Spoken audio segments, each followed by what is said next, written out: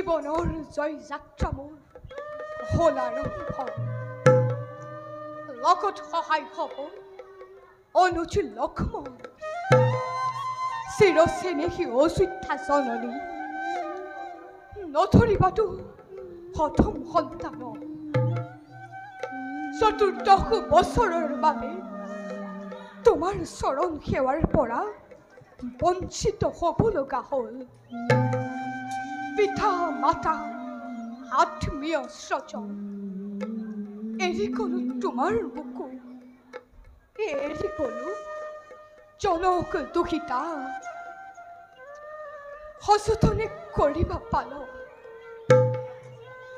সীতা জনকৰ কনক প্ৰতিমা আজি ঘন্টে এৰিলো তোমাক পিতৃ মাতৃৰ স্নেহৰ ছায়া থাকিবা সুখেৰে অযোধ্যাৰ ৰজা নহবলৈ তুমি মোক কৰিছিলা বাধা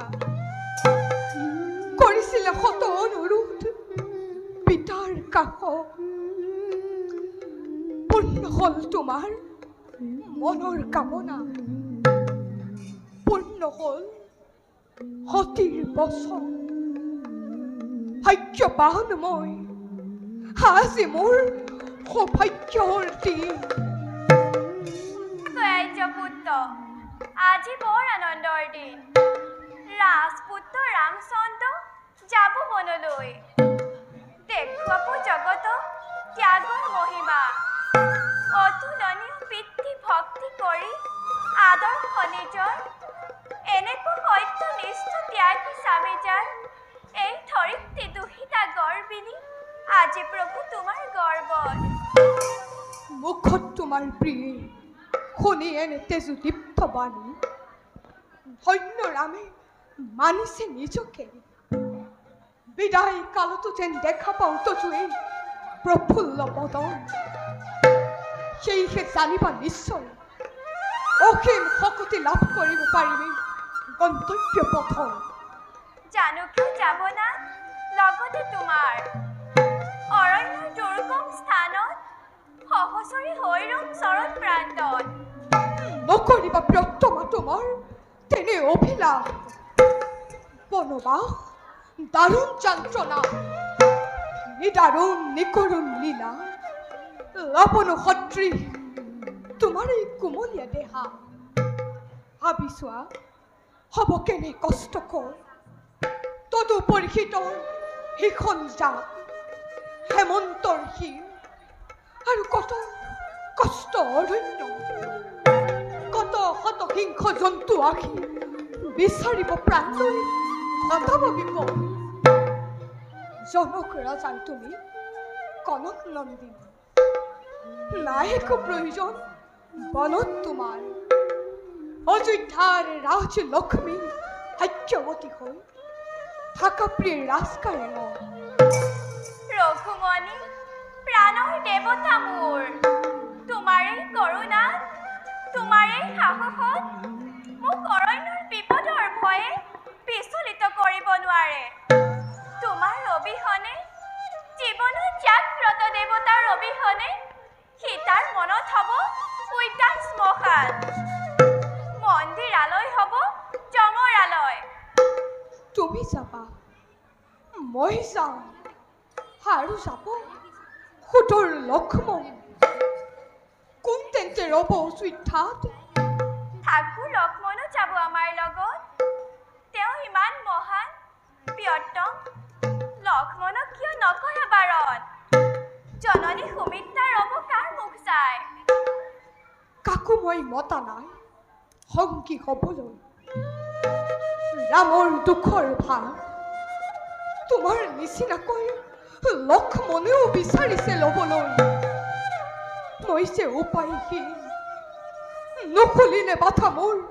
নতুলিলে একোতে লক্ষ্মণৰ কঠোৰ সংকল্প তুমিওতো সেইদৰে আহি লগৰীয়া হ'বলৈ মোৰ অসংগত মৰ্মঘাতী কৰিছা প্ৰস্তাৱ নহয় প্ৰস্তাৱ মোৰ একো অসংগত ভাবিছো আৰ্য পুত্ৰ গুৰু সাক্ষী কৰি অগ্নি সাক্ষী কৰি বেদ মন্ত্ৰে যাৰ সতে বান্ধিছিলো প্ৰাণ কত কত জীৱনৰ লগৰীয়া বুলি কৰিছিলা অৰ্ধাংগিনী যাক এই জানকী চৰণ সেয়াৰ পৰা কৰিলে বঞ্চিত থাকিবনি সুবিমল ধৰ্মৰ প্ৰকৃত গৌৰৱ সঁচাকৈ হয় যদি ইচ্ছা তেনোৱা একান্তেই নিৰূপায় মন কেৱল ইচ্ছাই নহয় বেছি তাতোতকৈ স্বামী চৰণ সেয়া ধৰ্ম তিৰোতাৰ আজি মই সেই ধৰ্ম পালিব লাগিব সকলো শাস্ত্ৰই মোক দিব সমৰ্থন তিৰোতাক লগত লৈ অৰণ্য গমন কেতিয়াও মংগলৰ নহয় কাৰণ মুকলি মৰিয়া সেই মোৰ বনবাসী জীৱন থাকিলে লগত তুমি থাকিব লাগিব মই শংকিত হৈ সেইবাবে যদি তুমি ইমান কাতৰ নাই আৰু বেছি কথা ক'বলৈ মোৰ শৰধনু ভংগ কৰি যিদিনা কৰম্বৰ সভাত জানকীৰ বৰমাল্য কৰিছিলা লাভ সেইদিনা হওঁতে বীৰ বুলি ভাবি আছো মিছাতে তোমাক অৰণ্যত তিৰোতাক ৰাখিব নোৱাৰা দুৰ্বল বাহুত আৰু নধৰিবা ধনুকৰ ক্ষত্ৰিয় নন্দন বুলি নিদিয়া তোমাৰ পৰিচয় যোৱা হেৰা তুচ্ছহীন আৰ্য কুমাৰ অকলে যোৱা মনলৈ লগত নাযায় সীতা সেই অভিমানীজনক নন্দিনী মোৰ বাবে কোৱা নাই কৈছিলো তোমাৰ দুখ হয় বুলি ইমানতো তুমি যদি নামানিলা কথা ইচ্ছা পূৰ্ণ কৰিম তোমাৰ নালাগে ভাবিব না মোৰ দুখলৈ জানকীৰ এই সৌভাগ্যৰ একোৰেই নহ'ব তুলনা অবাবতে কতো কথা কৈ কষ্ট দিলো মনত তোমাৰ ক্ষমা কৰা আৰ্য পুত্ৰ অধিনী শত অপৰাধ দাদা প্ৰস্তুত লক্ষ্মণ আহ ভাই চোৱা চোৱা সীতা বাকলি বখন কৰি পৰিধান আহি পালেহি স্নেহৰ ভাই লক্ষ্মণ কোনোবা যেন প্ৰকৃতিৰ ৰূপক কুমাৰ তৰুণ অৰুণ সম খুব শোভন হৈ সাজি পাৰি দেখা দিছে তোমাৰ আগত দেৱী সন্মুখত দেৱতাক লৈ তীৰ্থ যাত্ৰাত এই ঠাকুৰ লক্ষ্মণ সেই ভাই লক্ষ্মণ দাদা জানকীও হ'ব খোজে অৰণ্যৰ লগৰীয়া আমাৰ আনন্দ বতৰা দাদা কৰালা শ্ৰৱণ অৰণ্যত যুগল মূৰ্তি দেৱ দেৱী দুয়োজনেৰে আকুল চৰণ সেই দুখাতেৰে পালি পুজিব বন ফুল পুষ্পাঞ্জলিয়াল একেলগে ভক্তি অৰ্ঘ যাচিব লক্ষ্মণে তেন্তে আৰু নকৰো বলা সীতা এৰুৱেই ৰাজকী শিবিৰ বাকলি বখন আনি তুমি সযতনে লক্ষ্মণৰ এই তাপক বেশেৰে সঁচুৱাকী ৰামক তোমাক ব'লা না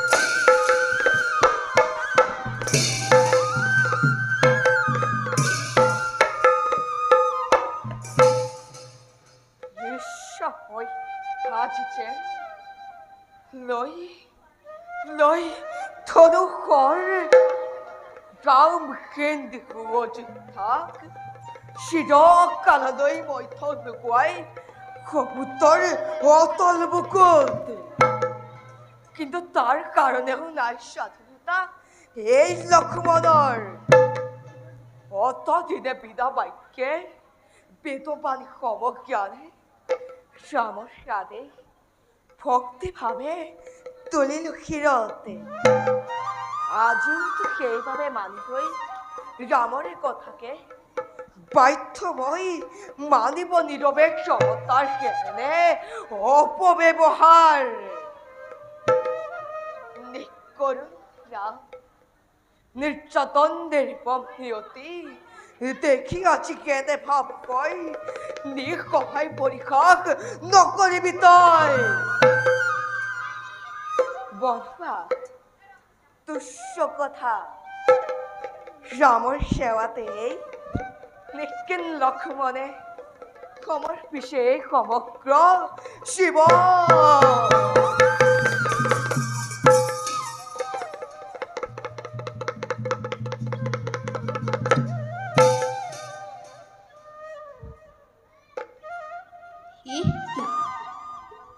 অযোধ্যা বুলি নীৰৱ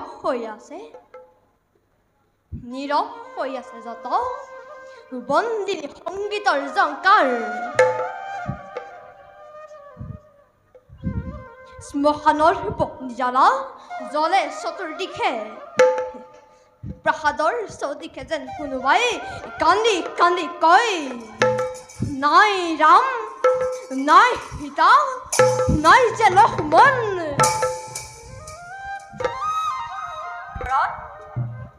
বাছা তোৰ কাৰণে অযোধ্যা ৰাজপাট ৰাখিছো সদায় মাতৃ ভয় হৈ সুধিবলৈ নিজ মুখে কোৱাই কি সত্য কথা তোমাৰ ইচ্ছাতে হেনো শ্ৰীৰামচন্দ্ৰ লক্ষ্মণ সীতা বনবাসী আজি সত্য ভৰত কিয় মাতৃ অনিত্য সংসাৰৰ প্ৰতি এনে লালসা জগতৰ কোন নাৰীয়ে পিতাৰ দৰে পাইছে প্ৰেমময় স্বামী শ্ৰীৰামৰ দৰে কোনে আজি বিমাতাক দিছে সদা শ্ৰদ্ধাঞ্জলি কন্যাটো অধিকাই পুত্ৰবধূ সীতা তথাপিতো সদা তুমি নৰাতি জননী সেই প্ৰেম সেই ভক্তিতকৈ সিংহাসন সদা যে বেছি মূল্যৱান কাছৰ লোভত বিসৰ্জিলা তুমি কাঞ্চনমণি এনে কথা কিয় ক পানভৰত ক'বলৈ ভাষা নাই মোৰ তোমাৰ কথা বেদৰ বাণী বুলি অযোধ্যাৰ ৰজা প্ৰজা সকলোৱে গ্ৰহণ কৰিছিল অতি আদৰেৰে তুমিওতো ৰাজধানী এই অযোধ্যাত কিহৰ তোমাৰ আছিল অভাৱ কিহৰ কাৰণে প্ৰাপ্যবৰ প্ৰাৰ্থীৰা পিতাৰ কাষত মিছাতে মোক কিয় কৰিছ গঞ্জনা সন্তানৰ স্বাৰ্থ ৰক্ষা ষড়যন্ত্ৰ কোন মাত্ৰে নকৰে কামনা সন্তান গৰ্ভজাত এই শৰততকৈ ৰামজানো বেছি প্ৰিয় নাছিল তোমাৰ মোৰ যে কিন্তু ভাগ্য তোমাৰ এই কুকৰ্মৰ উপলক্ষ্য মই ব্যৰ্থতাত বিদৰে কিয়া লাজত আনৰ মস্কৰাত ক'ত যাওঁ কেনেকৈ মই পিতাক দেখুৱা মোক মুখে মাতৃক কল্যাই সুধিব যেতিয়া ৰাম সীতাৰ কিনো আছিল অপৰাধ নীৰৱ ভাষাৰে ভৎসনা কৰিব যেতিয়া কি উত্তৰ দিম মই সুমিত্ৰা মাতৃক ভক্তি স্নেহ প্ৰেম প্ৰীতি মাথো কল্পনা বুলি দিবি প্ৰত্যুত্ত সংসাৰ আপোন স্বাৰ্থৰে বেছি মূল্যৱান আগে তব এই ৰূপ কাহিনীও দেখা নাই মই জানিলোহেঁতেন যদি এনেকুৱা ৰাক্য কিমান বিবেকে শ্ৰীৰামৰ পদছায়া এৰি নগলোহেঁতেন গিৰিৰাজ ফুলে বুজি পাই তুমি মোৰ ভাৱ অন্তৰৰ আঁতৰাই ৰাখিলা দূৰত শ্ৰীৰামৰ অভিষেক বাৰ্তা তুমি এই ইচ্ছা কৰি ৰাখিলা গোপনে ধিক ধিক মোৰ অবুধ সন্তান তোৰে মংগল হেতু জগত গঞ্জনা মই তুলিছো হিয়ত আৰু তাৰ বিনিময় মাতৃক কৰিছ ভৎসনা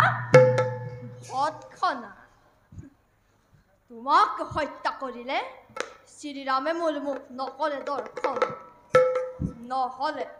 নহলে তোমাক হত্যা কৰি উপশম কৰিলোহেঁতেন হৃদয়ৰ জ্বালা কি আচৰিত জগতে কৰিছে ধিক্কাৰ সকলোৱে মুক্ত কণ্ঠে দিছে অভিশাপ তথাপিতো তোমাৰ মুখত নাই বিষাদৰ ৰেখা এক বিন্দু অশ্ৰুজল নাহিল ওলাই ভৰতৰ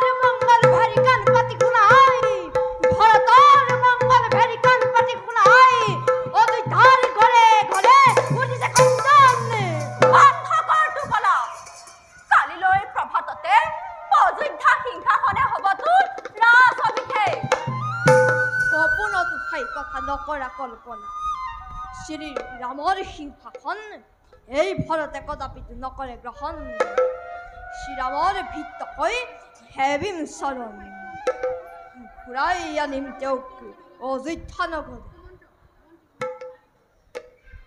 সাৱধান নিবুত সন্তান নোৱাৰিবি ঘূৰাব গ্ৰামক অযোধ্যা নগৰে হে মোৰ পচন্দ দেৱ জীৱন্তে মৃত্যু দিছা পিতৃ দেৱতা নাৰীত্ব দিলা বিসৰ্জন নামানিম কদাপি মই তোমাৰ আদেশ কি কৈছ মাত সন্তান পিতৃ সত্য পালনা দেশটো ৰাম আজি অৰণ্যে গমন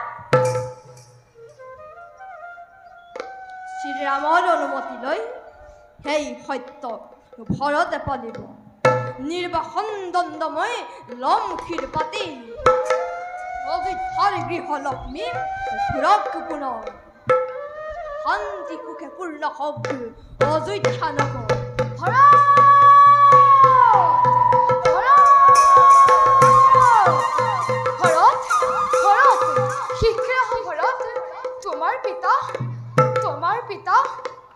কি মন্ত্ৰীদেৱ ক'ত ক'ত মোৰ পিতা তোমাৰ পিতা পৰলোকে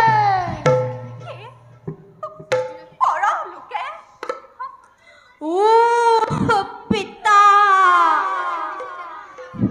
পুণ্য শ্লোক তব এই শোচনীয় পৰিণাম নিশ্চলবৈ ৰিক্তময় বিশ্বৰ বুকুত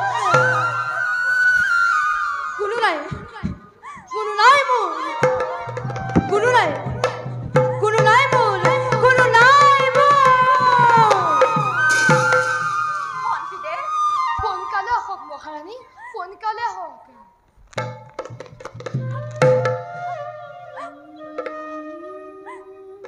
অন্ধকাৰ দিব অন্ধকাৰ কৈকেৰী জীৱন শেষ কৰিলো হাত নিজৰ হাততে নিজৰ মৰণ মাতিলো বিধাতা তুমি ইমান নিষ্ঠুৰ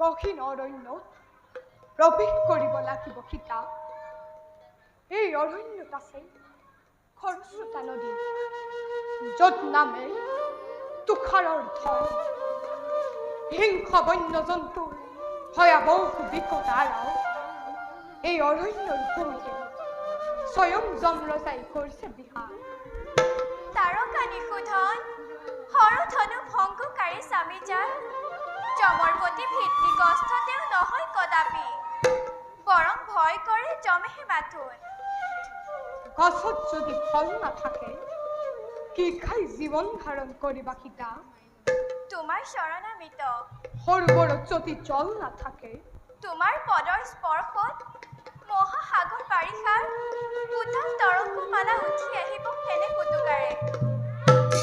তেন্তে ব'লা সীতা, মৃত্যুৰ লগত সংগ্ৰামী যদি একমাত্ৰ কাম্য তোমাৰ, বাধা আৰু নিদিও কদাপি। বাধা দি লাভ নাই পুত্ৰ, মৃত্যু সীতাৰ মনত অতিকে তুচ্ছ। তোমাৰ পদৰ সেয়াই মোৰ জীৱনৰ একমাত্ৰ ব্ৰত। ভাই লক্ষ্মণ, দাদা, ব'লা ভাই, ক্ষন্তেক কৰোঁগৈ বিশ্ৰাম। কালিলৈ প্ৰভাততে এই গহীন অৰণ্য কৰিম প্ৰৱেশ। ব'লা দাদা। ব'লা সীতা। ধীরে ধীরে গোয়া পাইলা গহীন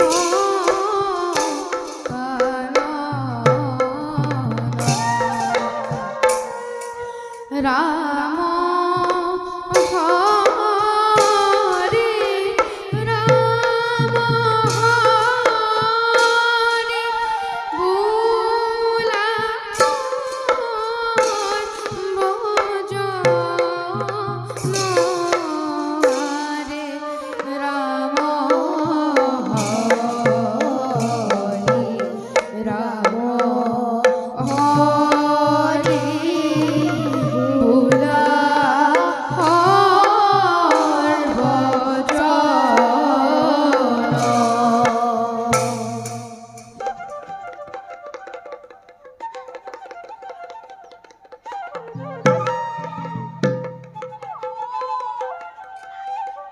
কি কৰিলো মই?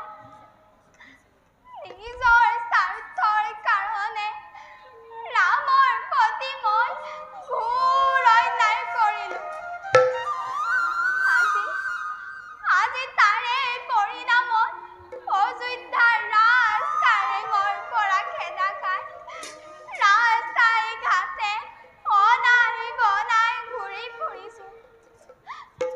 যেনিয়েই যাওঁ সকলোৱে মোক দেখি নাক কুচাই। ডাইনী, চখিনী, কুলৈখনি বুলি মোক ব্যংগ কৰে। আহাৰ নাই, নিন্দা নাই, থাকিবলৈও এডোখৰ ঠাই নাই। সকলোৰে পৰা পাইছো মাথো নিন্দা, বিদ্ৰোহ। লোভত পৰি কুকৰ্ম কৰাৰ ফল হাতে হাতে পালো। ৰাম, কৰোণা সিন্ধু ৰাম, তুমি মোক ক্ষমা কৰিবা। ৰাম, ৰাম, ৰাম, ৰাম।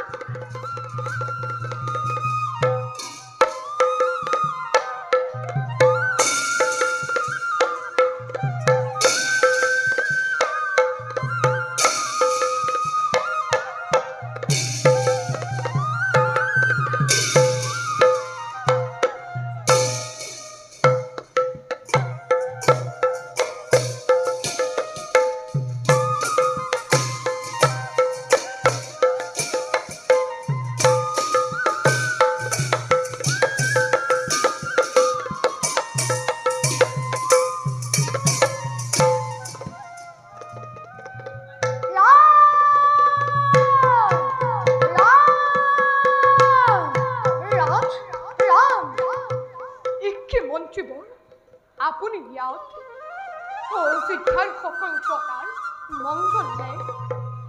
পিতৃদেৱ আছেনে কুশলে? ৰাম, তোমাৰ পিতা পৰলোকে।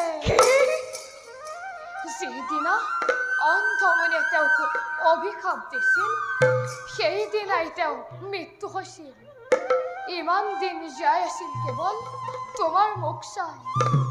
তোমাৰ বেশ্যত বেদনা সহিবৰ ক্ষমতা তেওঁ নাছিল। ৰাম, এনে স্নেহময় পিতা সংসাৰত কাৰ আছিল? নোৱাৰিলেনে মন্ত্ৰীদেৱ তেওঁক 14 বছৰ জীয়াই ৰাখিব? হায়, কি যে হতভোগাময় তেওঁৰ মৃত্যুৰ শয্যাটো।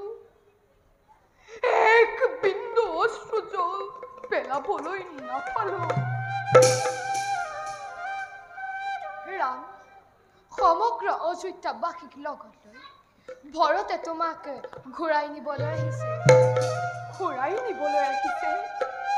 কিয় মন্ত্ৰীবৰ, ভাই ভৰতে কি ৰাজসিংহাসন গ্ৰহণ নকৰিল? নাই ৰাম, সিংহাসন তোমাৰ কাৰণে কুণ্ড হৈ আছে। ভৰতে তোমাক ঘূৰাই নি পূৰ্ণ কৰিব সেই সিংহাসন। কি ক'লে মন্ত্ৰীবৰ? মোৰ দ্বাৰা পূৰ্ণ হ'ব সেই সিংহাসন? স্বৰ্গগত পিতাৰ কি সত্য ৰক্ষা নহ'ব? মোৰ কাৰণে পূৰ্ণ শ্লোক মহাৰাজ দশৰথাজী নৰকামী হ'ব। ৰাম, যি যজ্ঞ আৰম্ভ হৈছিল তাত পূৰ্ণহুতি দি পুত্ৰৰ কৰ্তব্য পালন কৰা, এয়াকে ক'বলৈ মই শিবিৰত সকলোকে এৰি থৈ দৌৰি আহিছো তোমাৰ কাষে। এতিয়া মই আহিলো ৰাম, আহিলো।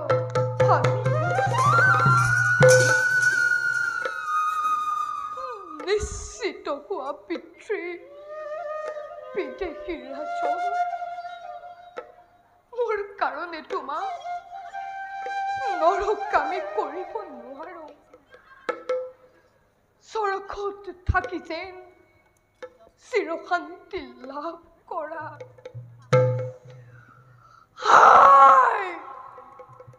ভাগ্যহীন মই, তেওঁৰ মৃত্যুৰ শয্যাটো তেওঁৰ মুখনি এবাৰ নয়ন ভৰি চাবলৈ নাপালো।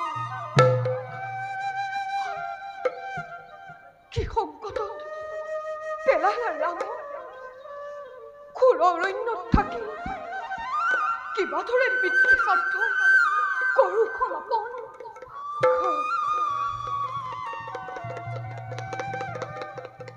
ভাই লক্ষ্মণ,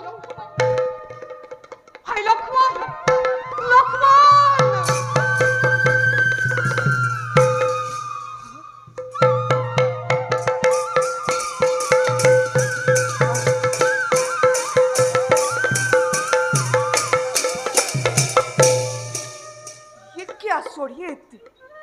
জনহীন অৰণ্যৰ মাজত কোনো যে জনতাৰ তীব্ৰ কোলাহল।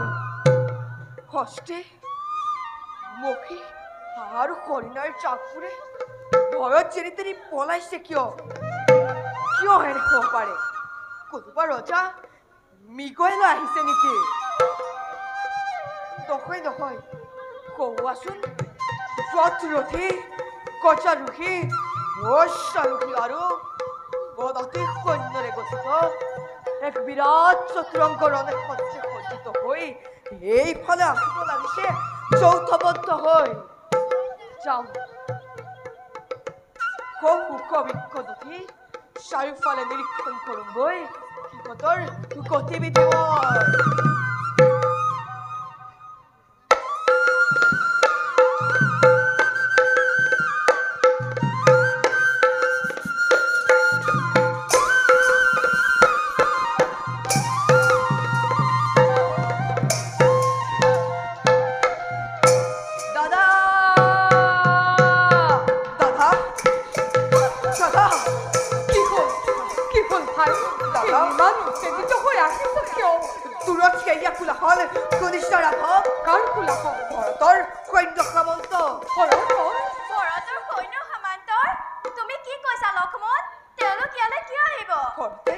ভৰতে সিহঁতক লৈ আহিছে। আকাশে দিছে, বতাহে দিছে, বনৰ পশু পক্ষীয়ে দিছে। ঘৰতীয়ালৈ কিয় আহিছে জানা? কিয় আহিছে লক্ষ্মণ? পথৰ কণ্টক দূৰ কৰিবৰ কাৰণে। কোনটোৰ পথৰ কণ্টক? পথৰ কণ্টক তেওঁ শ্ৰেষ্ঠ ভাতৃ ৰাঘৱ। তুমি কি কৈছা লক্ষ্মণ? 14 বছৰৰ ক্ৰমতে অযোধ্যাত ঘূৰি গৈ নোৱাৰে যাতে কৰিব ৰাঘৱে সিংহাসন আৰোহণ। তাৰ বাবে সৈন্যে ভৰতে যুদ্ধ যাত্ৰা কৰিছে ৰাঘৱৰ হত্যাৰ উদ্দেশ্যে। এই কথা সত্যনে লক্ষ্মণ? সত্য দাদা, যাওঁ মই শত্ৰুৰ সততাৰ কবুচিত দণ্ড দিবলৈ বন্দী কৰি ভৰতক লৈ আনো তোমাৰ কাষে স্বপ্নতৰ চিৰদিনৰ বাবে জিলিম কৰি দিওঁ মই সুন্দৰ বুকুত। ই মোৰ বিশ্বাস নহয় ৰঘুমণি। সত্যই যদি ভৰত আহিছে, তেওঁ তোমাৰ আশীৰ্বাদ ল'বলৈ আহিছে। তেওঁৰ কোনো অভিপ্ৰায় মই কল্পনা কৰিব নোৱাৰো।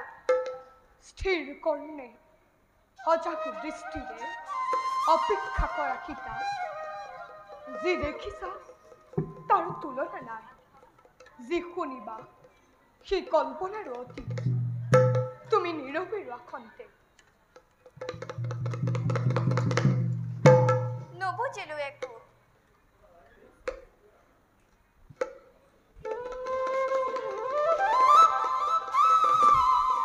আই প্ৰণাম গ্ৰহণ কৰিবা। উঠা সদুগ্ন। চিনিব পাৰিছো মাতৃ। ই কি তোমাৰ তীক্ষ্ণ দৃষ্টি কিয়?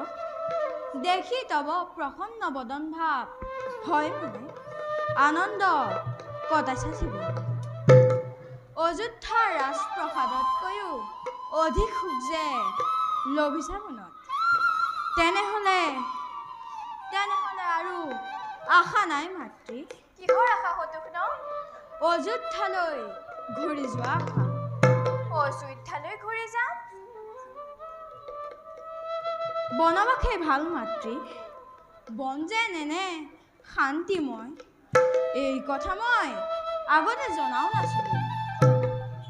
যদি তোমালোকৰ আৰু দাদাহঁতৰ অনিষ্ট নহয়, তেন্তে ময়ো তোমালোকৰ লগত বনতে থাকিবৰ ইচ্ছা কৰোঁ। বাৰু ইয়াৰ পিছৰ কথা। বৰ্তমান অযোধ্যাৰ শুভ সংবাদ জনোৱা। সকলো কুশলে আছেনে? সকলো কুশলে মাতৃ। কি পিতৃদেৱ নাই সংসাৰ? পিতাৰ সংবাদ পাইছো সদুগ্ন। ব'লা সদুগ্ন, পথ আনতে ক্লান্ত তুমি। কুটীৰত কৰোঁগৈ শুশ্ৰূষা তোমাৰ। বলক মাতৃ।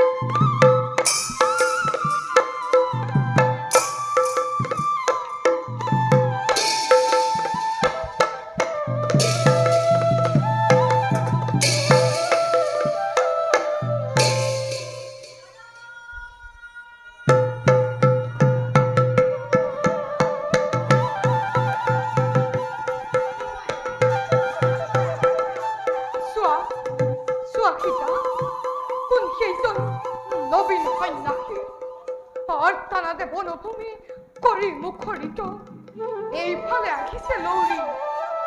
কি আচৰিত! সেয়া যে ভৰত। দাদা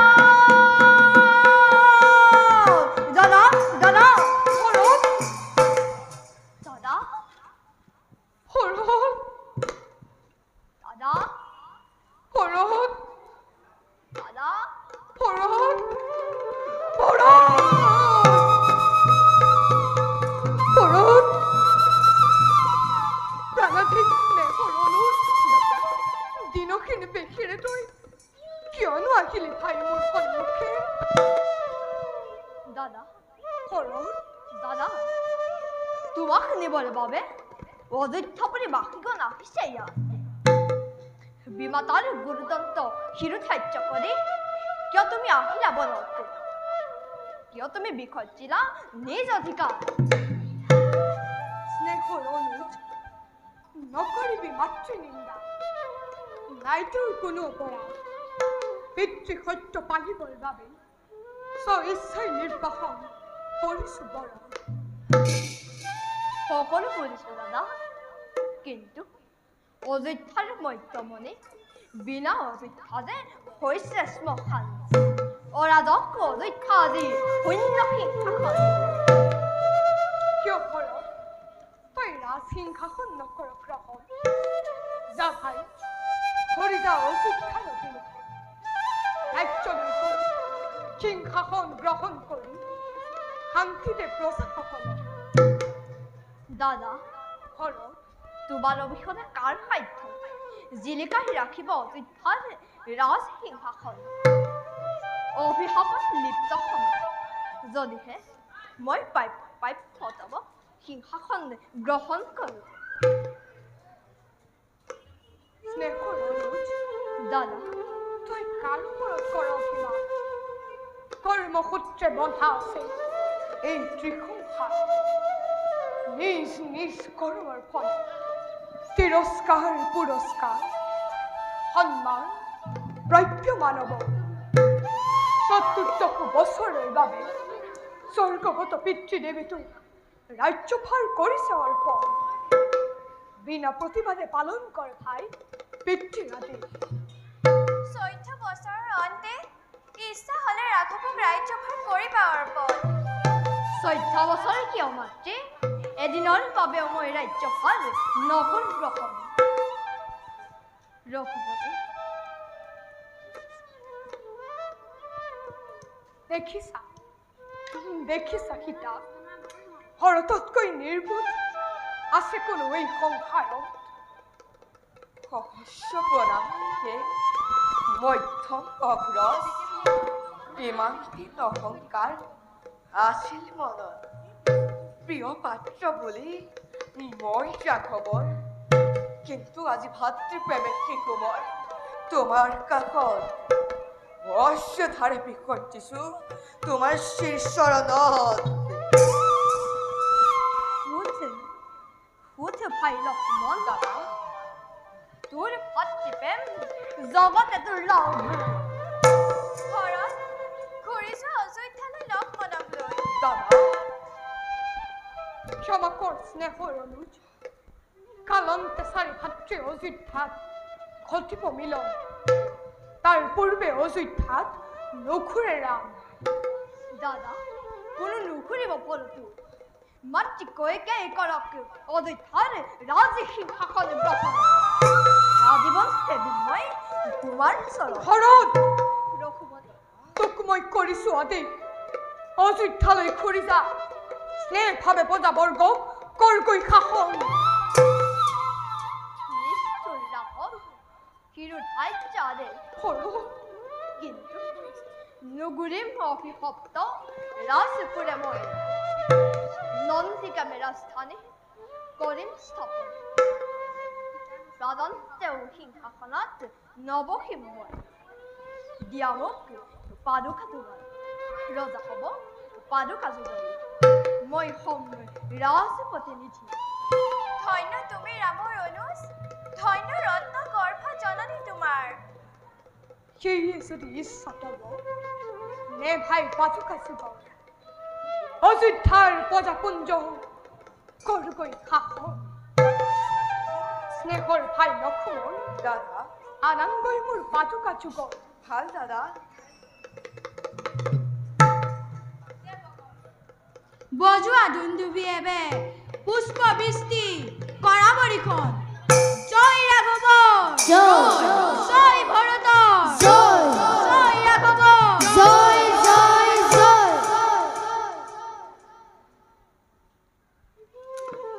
দাদা, দয়া কৰি এবাৰ পদযুগল পাদুকাত কৰা স্থাপন।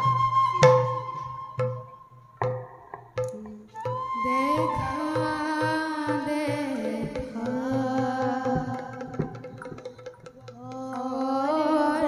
সৰ্বজন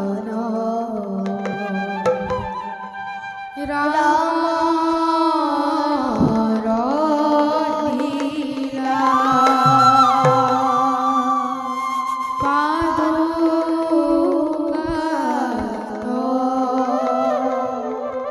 পদ যুগ